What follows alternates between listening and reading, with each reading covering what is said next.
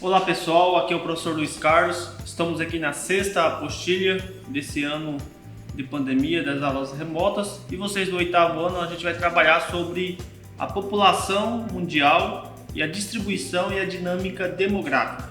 Bem pessoal, então vamos lá. Aqui nessa apostila a qual vocês já estão retirando na escola, vamos falar sobre o crescimento da população mundial. Durante alguns períodos da história da humanidade, como a Idade Média, guerras e epidemias foram os principais fatores da baixa taxa de crescimento demográfico. Desse modo, até o século XVIII, a população mundial cresceu em ritmo moderado. No século XIX, o aprimoramento das técnicas agrícolas contribuiu para o aumento da população, da produção de alimentos e, consequentemente, para a redução da fome em muitos países. Como resultado, o ritmo de crescimento populacional tornou-se maior. No início do século XX, a Terra abrigava 1,7 bilhão de pessoas. Após a Segunda Guerra Mundial, descobertas na área da saúde como vacinas e antibióticos possibilitaram quedas acentuadas nas taxas de mortalidade das populações. Entretanto, principalmente nos países menos desenvolvidos, o declínio das taxas de mortalidade não foi acompanhado de reduções das taxas de natalidade, o que resultou em um aumento significativo do crescimento populacional mundial. Fato que ficou conhecido como a explosão demográfica, como nós podemos ver na figura 8, aqui embaixo. Essa figura aqui, ó. Bem, concluir aqui esse texto. Entre 1960 a 2000, a população mundial mais que dobrou. Na virada para o século XXI, o mundo já contava mais de 6 bilhões de habitantes e em 2017 a população mundial atingiu 7,5 bilhões. De acordo com o estudo da ONU, nos últimos anos, o ritmo de crescimento da população mundial tem diminuído. Porém, estima-se que até 2050 ultrapassaremos a marca de 9,7 bilhões de habitantes. Bem, então o que eu quero dizer? Nesse primeiro texto aqui eu quero que vocês entendam, pessoal. Então esse será o objetivo nosso. Qual seria o nosso objetivo? Que vocês possam compreender como que se deu o processo de crescimento populacional, principalmente nesses últimos 200 anos. Então a população, o ser humano, por todo o contexto e o decorrer da história, não crescia, não tinha aquele crescimento acentuado. Devido a quê? Devido a quê? A fome, a falta de técnicas na agricultura, na produção de alimentos e também as pandemias, né? As pandemias eram constantes devido a poucas técnicas na medicina, né? A medicina era muito atrasada ainda, muito arcaica e portanto, a expectativa de vida das pessoas era muito baixa e por isso o crescimento, a quantidade de pessoas que nascia e morria era praticamente se equiparava. Então assim, o crescimento era praticamente bem devagar. Porém, nos últimos tempos, né, vários eventos aconteceram, principalmente a Primeira e a Segunda Guerra Mundial, que proporcionou para que os países desenvolvidos investissem em tecnologia e com isso essas tecnologias foram fundamentais para os avanços na medicina e também o avanço na questão da agricultura, o que proporcionou que melhores condições de alimentos disponíveis, pessoas mais nutridas, a expectativa de vida aumentando através de remédios, principalmente com a descoberta no início do século XX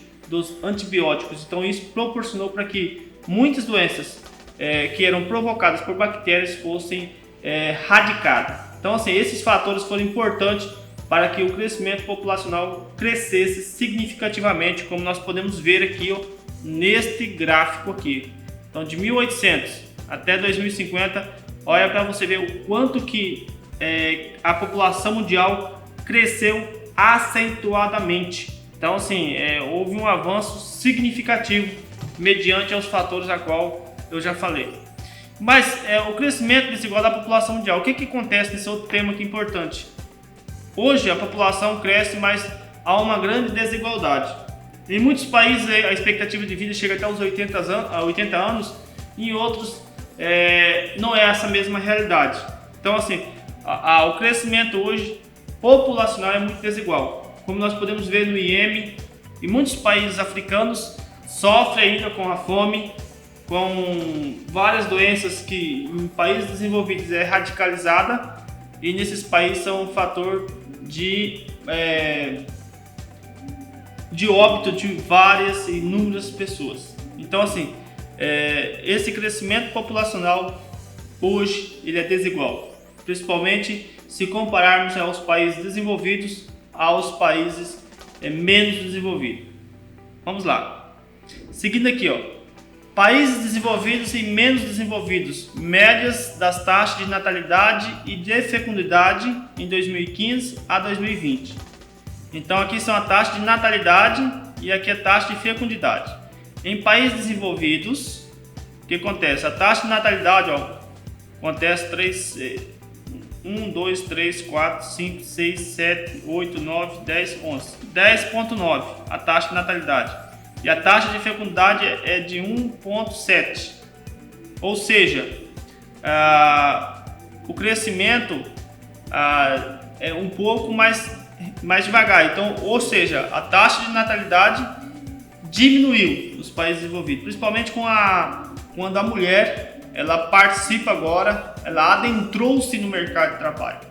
Tendo em vista que há uma mudança cultural, principalmente dos últimos 100 anos. Isso contribui para quê? Para que as mulheres repensem, principalmente nos países desenvolvidos, a questão de ter filhos, ser mães. Então, o número de indivíduos por famílias caiu significativamente. Principalmente a gente vê a nossa realidade no Brasil. Hoje, quando você encontra uma família com 5 filhos, isso é coisas raras, certo? Mas nos países menos desenvolvidos, o que acontece? A taxa de natalidade é bem maior, chega a 20,1, ou seja, praticamente 100% a mais do que os países desenvolvidos. E a gente vê aqui a taxa de fecundidade chega a 2,6, certo? Vamos lá. Aqui é outro quadro importante que nós temos que entender. Por exemplo, o quantitativo de crianças que nascem vivos e que até terminar a faixa etária da infância continuem vivos, né? Porque assim, há outro gráfico, um outro entendimento sobre a taxa de natalidade e a taxa também de mortalidade, principalmente ao nascer, certo? Vamos lá. Para comparar regiões diferentes, foram criadas fórmulas ou taxas. Taxa de natalidade, que é com essa sigla aqui, TN, número de nascidos vivos por 1.000 habitantes em 1 ano, certo? Aqui taxa de natalidade, número de nascidos vivos e número de habitantes em 1.000, certo? Então, no quantitativo de 1.000 pessoas, quantitativo de crianças que nascem nesses contextos. Taxa de mortalidade, que é de TM, número de óbitos ou falecimento por 1.000 habitantes, certo? Da mesmo modelo.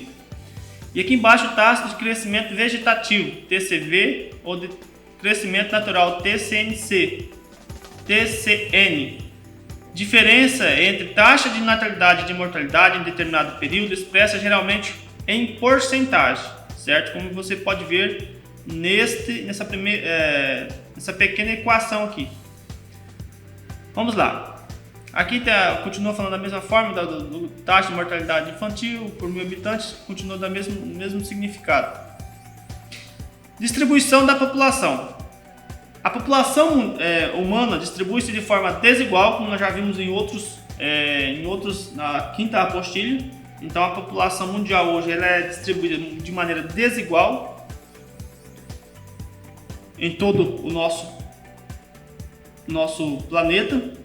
A população dos continentes, por exemplo, a Ásia é o país que possui a maior concentração de população, chega a 50,6% da população mundial. Somente a China hoje, juntamente com a Índia, que são os países mais populosos, eles têm 1,4 bilhão e a Índia hoje tem 1,3 bilhão. Ou seja, 60% da população asiática e 36% da população mundial. Ou seja, vamos lá. Os dois países, a Índia e a China, se contarmos toda a população da Ásia, eles têm 60% da população de todo o continente asiático. Em relação à população mundial, esses dois países somados juntos eles possuem 36% da população do mundo inteiro.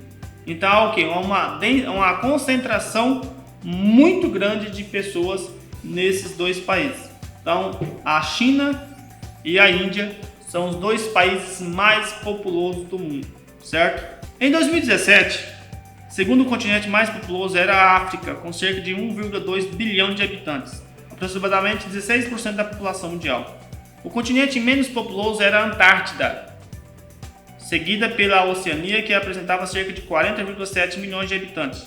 Segundo estudo demográfico, o crescimento da população mundial no final do século XXI terá taxas bem menores do que as atuais, se mantidas os padrões de queda das taxas de fecundidade. Fato que já ocorrem há alguns anos em vários países. E aqui nós vamos ver aqui o mundo, né, um planisfério, população por continentes e 10 países mais populosos em 2017. Então aqui são os 10 países mais populosos do mundo. Aqui nós temos primeiro a China, segundo a Índia, aí depois vem distribuindo, né? Os países europeus, Estados Unidos, o México, o Brasil, Nigéria, Bangladesh, todos os países da Oceania têm essa soma de população. A Indonésia, que chega a 263 milhões de habitantes, bem maior do que a população do Brasil, certo? Então aqui são os 10 países mais populosos do mundo e as populações de cada continente. Aqui embaixo nós temos a densidade demográfica, aquilo que eu já falei, como é que está concentrada a população, e aqui quanto mais escuro for, onde que há a concentração de mais pessoas. Então vocês podem perceber que nessa região aqui da Ásia é onde que possuem as maiores concentrações populacional do mundo, que é no país da China e aqui na Índia, certo? E aí temos aqui a distribuição em outros países, principalmente no Brasil. A gente pode notar que as regiões litorâneas são as regiões que possuem o maior número de pessoas, certo? E essas regiões mais claras são as regiões que possuem um vácuo de pessoas, ou seja, praticamente não existe pessoas. Você chega a menos de uma pessoa por quilômetro quadrado. Bom, então, como nós vimos aqui embaixo, aqui vocês vão falar, nesse pequeno texto aqui, não preciso nem eu especificar, aqui vai falar sobre o quantitativo de pessoas por quilômetros quadrados, certo? Onde que há a maior densidade demográfica, pela questão óbvia, vai ter um maior número de pessoas por quilômetro quadrado, e onde que tem menos pessoas seriam as regiões mais rural, certo? Agora aqui alguns fatores que influenciam o povoamento. Quais são os fatores? Vamos lá. Pelo menos 2 fatores explicam a desigualdade na distribuição da população. Os de ordem natural, como clima, relevo, a disponibilidade de água e a quantidade de solos para fins de agricultura. E os de ordens históricas e econômicas relacionados aos povoamentos antigos, ao crescimento de cidade e à implantação de templo. Esse último é o caso do Nordeste dos Estados Unidos, onde se localiza Nova York e Boston, Filadélfia e outras cidades importantes. A da região sudeste do Brasil, à medida que se tornaram a principal região econômica desses países, passaram a atrair população de outras áreas que se deslocaram em busca de oportunidade de trabalho e de melhores condições de vida. Os fatores de ordem natural continuam exercendo influência na distribuição da população no espaço mundial, mesmo com o constante avanço científico e tecnológico, e, em consequência, a melhor adaptação humana às situações naturais adversas. As áreas de desertos quentes, como por exemplo o Saara na África e o deserto da Austrália, possuem menos de 1 habitante por quilômetro quadrado. O mesmo acontece no norte do Canadá e da Rússia, áreas de altas latitudes de clima frio e polar, que restringe a fixação humana. Também nas elevadas altitudes de Cordilheira dos Andes na América do Sul e das Rochosas na América do Norte, ou ainda dos Himalaias na Ásia, e o clima frio de alta montanha dificulta o estabelecimento humano. E aqui a gente vê um exemplo do deserto do Saara, e aqui embaixo as regiões mais frias, principalmente na Sibéria, na Rússia, na Groenlândia, na Antártida e principalmente no Canadá. Bem, pessoal, então o que faz as pessoas povoar, se fixar em uma só localidade? Segundo o texto, temos dois fatores. O primeiro fator é o fator natural, certo? O clima, o relevo, as áreas agricultáveis. Isso proporciona para que as pessoas se fixam em uma só região. Para a gente ter uma ideia, a boa parte onde que há a maior concentração de populações, que é na região da Ásia e nos dois países, China e Índia, lá possui os rios que são importantes, que é o rio Ganges e o Indo, e na China o rio Yangtze, certo? Então esses rios foram fundamentais para que as populações se aglomerassem às suas margens, porque uma das grandes necessidades do ser humano é a água, ela é essencial para tudo, certo? E o outro fator é o fator econômico, que faz com que muitas pessoas são atraídas para essas regiões, principalmente agora na era capitalista que nós vivemos na atualidade, por melhores condições de vida, por melhores salários. Então as pessoas são atraídas por questões também econômicas, que é o caso do sudeste do nosso país, onde possui os grandes conglomerados de indústrias, certo? A oferta de trabalho, e também na Filadélfia, nos países, nos Estados Unidos, né? Nova York e Boston, esses estados dos Estados Unidos são regiões também que possuem grandes polos industriais, que para lá vão muitas pessoas em busca de empregos. Então, com isso, há essa densidade demográfica maior nessas regiões. Aqui já falamos sobre a desigualdade demográfica, já falamos por que, por exemplo, nas regiões mais frias e nos desertos há poucas pessoas que vivem nessas regiões. E esse é o tema aqui que é importante sobre a questão de a mortalidade infantil. A taxa de mortalidade infantil é de 0,1 ano de idade, um bom indicador das condições de vida de uma população, pois além de ser um indicador de saúde, envolve questões relacionadas à qualidade da alimentação das gestantes, mães e crianças, as condições de saneamento básico do lugar onde as crianças nascem e crescem, ao nível educacional do país e a renda que possui. Então, pessoal, aqui é muito importante também esse tema, não vou nem ler todos para delongar muito. A taxa de mortalidade infantil é ocasionada por quê? Pelas condições sanitárias também, que são importantes. As condições de renda que a família possui, as condições sanitárias onde que essas crianças vivem os seus primeiros meses de vida. Tudo isso restringe também, são fatores para aumentar a taxa de mortalidade infantil. Então, assim, um dos grandes desafios dos países, principalmente dos administradores públicos, é diminuir a taxa de mortalidade infantil. E para isso tem que fazer o quê? Levar a saúde, fazer esse acompanhamento na mãe, que hoje chamamos de pré-natal. Isso for importante para que nós possamos diminuir, principalmente no nosso país, o índice de mortalidade infantil. Então aqui nós temos também a esperança de vida média ao nascer, certo? Então nos países mais claros são os países onde que o número de mortalidade infantil é bem pequeno, certo? Os Estados Unidos, os países europeus, Austrália, esses países estão menos de 7.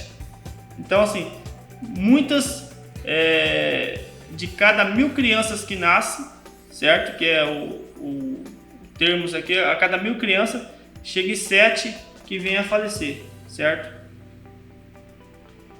E os países mais escuros, né, como nós podemos ver aqui, boa parte se concentra no continente africano e nessa região aqui da Ásia, chega até 61, mais de 61 crianças morrem ao nascer. Então é um número muito grande. E nós, o Brasil, está entre 7 a 14 crianças. Então temos muitos desafios ainda a vencer, certo? Principalmente na questão da saúde. O acompanhamento, eles são fundamentais para que as mães tenham seus filhos sem nenhuma decorrência da criança vir a morrer após o parto. Aqui embaixo nós temos o mundo esperança de vidas ao nascer, certo? Nesses países mais claros são as regiões que possuem, onde que a expectativa de vida é menos de 65 anos, principalmente, voltamos a dizer, a maior concentração fica no continente africano, certo? E nesses países mais escuros é mais de 77 anos, certo? Os países mais desenvolvidos, as pessoas vivem mais, certo? E o Brasil está entre essas faixas de 73 a 77 anos. Então temos várias questões que nós podemos erradicar, que é a luta, né, contra a questão de doenças causadas por hipertensão, diabetes, colesterol. Então, e tudo isso é um dos grandes desafios para o país, que é o trabalho na assistência da saúde, na atenção básica, e acreditamos que aos poucos as coisas vão se desenvolvendo, vai crescendo, a própria população vai criando-se consciência com relação a isso, e assim o grau de número de pessoas com esse tipo de doenças vai se diminuindo, e principalmente o incentivo a atividades físicas. Então, pessoal, era mais ou menos isso que eu queria passar para vocês nessa sexta apostila, nesse mês de setembro. Então, ficamos aqui com 5 atividades para vocês fazerem, e eu oriento que vocês leiam esses textos, leiam com muito cuidado, façam as interpretações e resolvam as atividades. E qualquer dúvida que vocês venham a ter, me procure, que eu estou lá para estar tirando todas as dúvidas de vocês no WhatsApp. Eu acho que, como todos vocês já sabem, está lá nos grupos de cada turma para nós esclarecer qualquer dúvida que venha a ter, ok? Valeu, muito obrigado.